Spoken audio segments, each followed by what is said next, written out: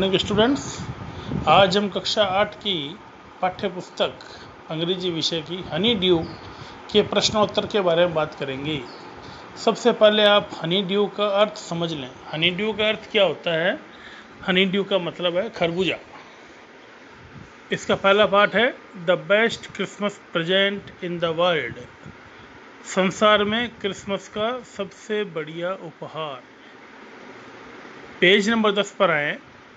इसके अंदर आपको सीधे उत्तर लिखे हुए मिलेंगे। प्रश्न आपको अपनी पाठ्य पुस्तक से देख करके लिखने हैं। पहले का प्रश्न है what did author found in her junk shop.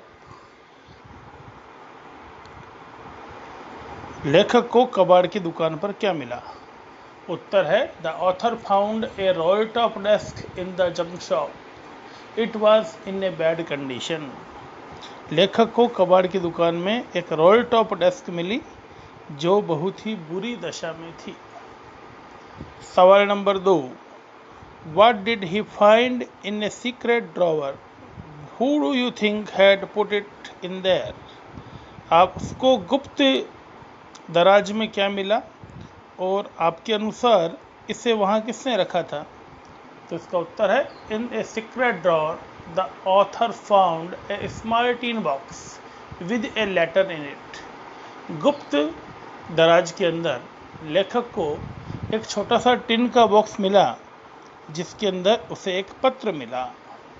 Page number 14, सवाल नंबर 1, who had written the letter to whom and when. पत्र किसने किसको और कब लिखा था?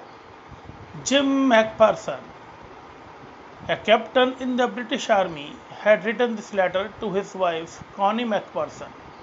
It was written on 26 December 1914. Gym Macpherson जो कि ब्रिटिश सेना का एक कैप्टन था, उसने अपनी पत्नी कॉनी मैकफर्सन को यह पत्र लिखा था और यह पत्र 26 दिसंबर 1914 को लिखा गया था।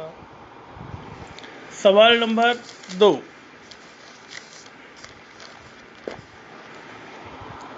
why was the letter written? What was the wonderful thing that had happened? पत्र क्यों लिखा गया था और इसमें किस आश्चर्यजनक चीज का घटना का वर्णन किया गया था?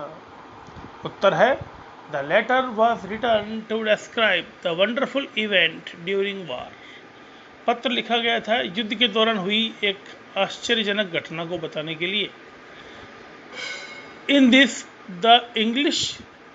this the German soldiers, इस घटना के हिसाब से जो जर्मन के सिपाही थे जिनको यहाँ पर फ्रिट्स कहा गया है, इनवाइटेड इंग्लिश सोल्जर्स टॉमीज, उन्होंने अंग्रेजी सिपाहियों जिन्हें टॉमीज कहा गया है उन्हें आमंत्रित किया टू सेलिब्रेट क्रिसमस का त्यौहार मनाने के लिए।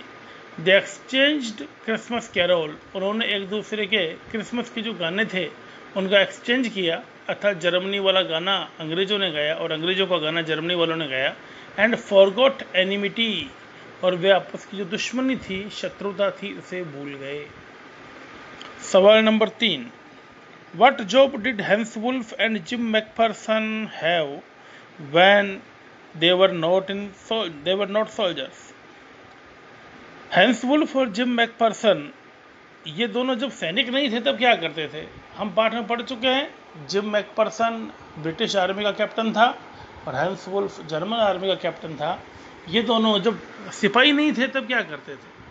तो इसका उत्तर होगा Hans Wolf used to play cellos in the orchestra and Jim McPherson was a teacher when they were not soldiers. Hans Wolf एक ऑर्केस्ट्रा म्यूजिक पार्टी में सेलोस, एक कोई म्यूजिकल उपकरण होता है, वो बजाया करता था, और जबकि जिम मैकफर्सन एक अध्यापक था जब वे लोग सिपाही नहीं थे। सवाल number 4, had Hans Wolf ever been to Dorset. Why do he say he knew it. क्या हैंस वुल्फ कभी डॉर्सेट आया था? डॉर्सेट एक इंग्लैंड में जगह है, वहाँ के बारे में बताया गया कि क्या वो वहाँ आया था क्या, और अगर नहीं आया तो ऐसा क्यों कहता है कि वो आया था? तो इसका उत्तर होगा no, Hans Wolf had never been to Dorset. Hans Wolf कभी भी डॉर्सेट नहीं आया था। ही सेड सो, वैसा इसलिए कहता है because he had read a lot about it in his school, क्योंकि उसने इसके बारे में अपनी स्कूल में बहुत कुछ सुना था, and in English books and novels, और अंग्रेजी किताबों और उपन्यासों में भी इस स्थान का जिक्र था, उससे इसको पढ़ा था। सवाल number 5, do you think Jim McPherson came back from the war? How do you know this? क्या आप सोचते हैं जिम मैकपर्सन युद्ध से वापस आया? आप ऐसा कैसे कह सकते हैं? तो इसका उत्तर होगा no, Jim McPherson did not come back from the वार।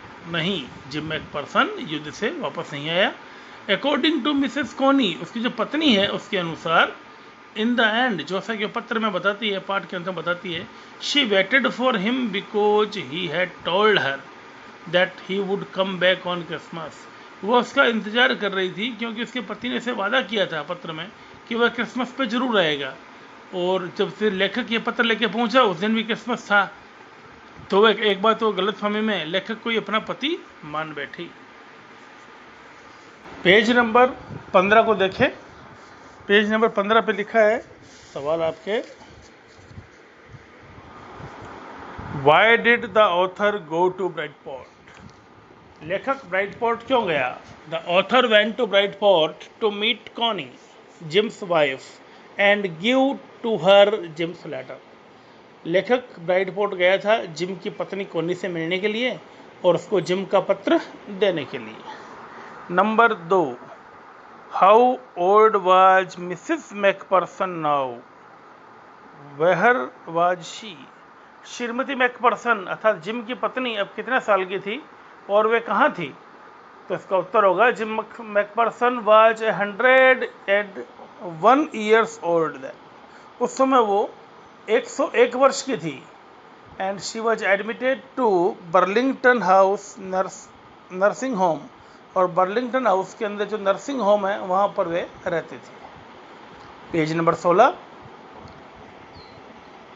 16 का पहला सवाल है, who did Connie McPherson think the her visitor was? Visitor आगंतुक, कॉनी मैकपर्सन के पास जो आगंतुक आया था, हम पाठ में पढ़ चुके हैं, वो लेखक था। कॉनी ने इसको किस रूप में लिया? तो इसका उत्तर होगा Connie McPherson thought that the visitor was her own husband Jim McPherson. Connie ने सोचा क्रिसमस है और शायद उसका खुद का पति ही वापस आ गया है वादे के अनुसार, तो उसने उसको अपना पति माना, आगंतुक। सवाल number 2, which sentence in the text shows that the visitor did not try to hide his identity? ऐसे कौन से वाक्य हैं इस पाठ में जो बताते हैं कि आगंतुक ने अपनी पहचान को छिपाने का प्रयास नहीं किया? तो ये वाक्य हैं आपके, द सेंटेंस इज, वो वाक्य ये है, आई एक्सप्लेन्ड अबाउट द डेस्क, मैंने डेस्क के बारे में बताया, about how did I find it, और मैंने इसको how I had found it, कि मैंने इसको किस तरह से डेस्क को पाया है, but I don't think she was listening, लेकिन मुझे नहीं लगता कि वो उसकी बात सुन रही थी।